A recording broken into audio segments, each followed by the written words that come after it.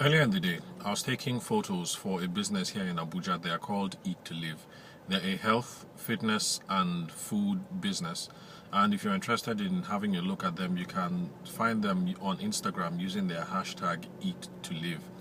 Today, they organized swim aerobics classes, and the idea behind it is that was that people can get fit and also socialize by doing exercises in the swimming pool, not just by swimming. So there was some weight training, there was some racing, there was some dancing, all sorts of things in the swimming pool, and it looked like a really fun and innovative way to keep healthy. Now, while I was working there, I came across three of my classmates, one who I hadn't seen since university, and two that I hadn't seen since I was in law school. Now, until I saw them there today, I had assumed that I was the only one amongst my peers who was worried about things like weight, health, and what have you. Because most of the guys that, I only work with one guy from university, and he has managed to keep in pretty much the same shape that he was when we were in university. But running into other people there, not just my classmates, but other people, I've seen that a lot of us are rightly preoccupied about our health for good reasons.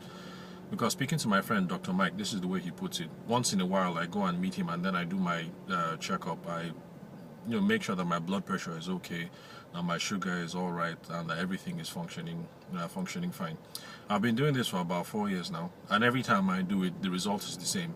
He says that I'm in good shape, and then I start cracking jokes about being okay, for me to now let back and enjoy myself a little bit more. And what he tells me is that when it comes to health, there is not much that we can do about our health today, because the way that we are today is a cumulative effect of the lifestyle and the habits that we've had before. So trying to take control of our health right now and being in tip-top shape is to make sure that our future is okay. Like, for instance, I suffered some knee injury when I was in university, and so that's one of the things that he reminds me. Being physically active now and doing supervised legs exercises is to make sure that I have enough muscle in my leg so that I do not now have arthritis when I'm much older, maybe when I'm 70 or 80.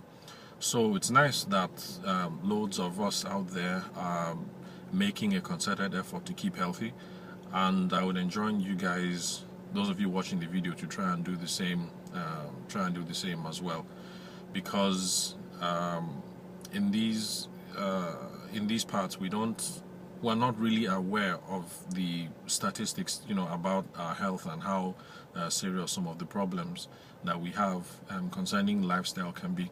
For instance, I ran into an entrepreneur who is in the business of making certain kinds of foods, wheats, and medicines. Foods, wheats, and medicines, things like that, carbohydrate alternatives for people who have diabetes. And when he was discussing his business case with me, one of the things that he said was that I think 60%, I can't remember the statistics, but it was well over 50 of Nigerians are overweight. Now, I had started arguing with him about that because I didn't think that is plausible. I didn't think that was true. But then he pointed out that I was only paying attention to those people who are morbidly obese, those people who are really, really, really overweight. And then he pointed out that someone like me also would be considered overweight, even though the average Nigerian would say that I was not overweight, or that I'm pretty normal.